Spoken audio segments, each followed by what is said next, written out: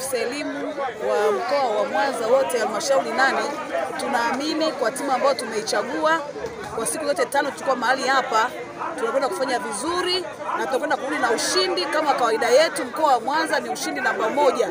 Tumekuwa ushindi namba 1 miaka 3 mfululizo. Tunaamini na mwaka huu tukiwa katika mkoa wa Iringa kwa mara ya kwanza tunakwenda tena kuchukua ushindi wa namba 1 kama kawaida ya mkoa wa Mwanza. Tuna uhakika mkubwa sana, maana tumeandaa timu vizuri na tuna wachezaji wazuri na tunawaamini na tumewapanga vizuri na wao wana morali ya kufanya vizuri. Upande wa nidhamu, mkoa wetu wa Mwanza wanafunzi wetu wana nidhamu ya hali ya juu sana, lakini pia tumejiandaa kwa ajili ya kuwahudumia watoto wetu, sababu mazingira wanayokwenda mkoa wa Iringa ni mkoa wa baridi, hawajazoea.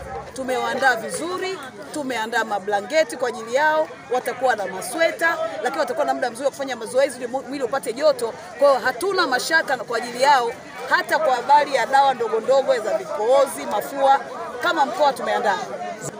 Kwa kweli timu ya Mwanza haina mpinzani na wajipange vizuri sana, na hatuoni mtu wa kutoa timu ya Mwanza. Tuko vizuri. Tuko vizuri, mkoa wa Mwanza huwa hatuna bla bla kwenye kitu kama hiki. Wana Mwanza wategemee timu ya UMITASHUMTA mkoa wa Mwanza kuli na kombe tena kwa mara nyingine ya 4. Wazazi wasiwe na wasiwasi, watoto wao wako mikono salama, na sisi ni wazazi ambao tuko mahali hapa tunawaangalia na tunawalea kwa uzuri na kufuata sheria zote. Nje na hapo, miaka 27 iliyopita nilicheza timu ya mkoa wa Mwanza UMITASHUMTA na tulikuwa washindi wa 3. Fainali zilipigwa mjini Tabora, na leo narudi tena nikiwa mwalimu wa timu ya UMITASHUMTA mkoa wa Mwanza. Kwangu najivunia, nitaenda kufanya kile ninachoweza kwa kushirikiana na walimu wenzangu kuhakikisha kwamba tunafanya vizuri katika mashindano, ikiwezekana kurudi na ubingwa katika ardhi ya mkoa wa Mwanza. Kwanza nimefurahi kwa sababu na program za vijana na hawa ni vijana, naenda kuwafundisha, kwa hiyo naenda kuwa kwenye mwendelezo wa maisha yale ambayo kila siku naishi. Tutaona ni jinsi gani kulingana na ushindani ulioko kule, tutaona kwa macho, tutaona tutapambana vipi na opponent ambao tutakuwa tunakutana nao, kuhakikisha kwamba tunafanya vizuri katika mashindano ya msimu wa 2023 mfululizo.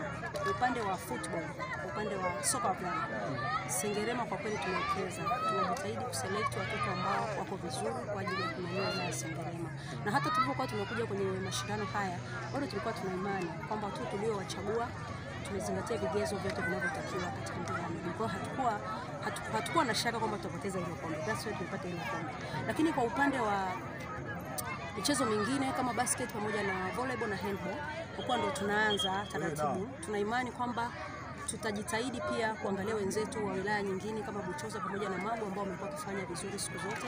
Tuko tayari pia kujifunza kutoka kwao, kuchukua walimu pamoja na makocha mbalimbali ili waweze kuja kusaidia watoto. Kwa hiyo tunaamini pia katika michezo iliyobaki tunaweza tukafanya vizuri kwa tumejipanga. Nataka kuambia wazazi kwamba tusishie tu kupeleka watoto 13 kwa level ya taifa. Sasa hivi mchezo ni ajira.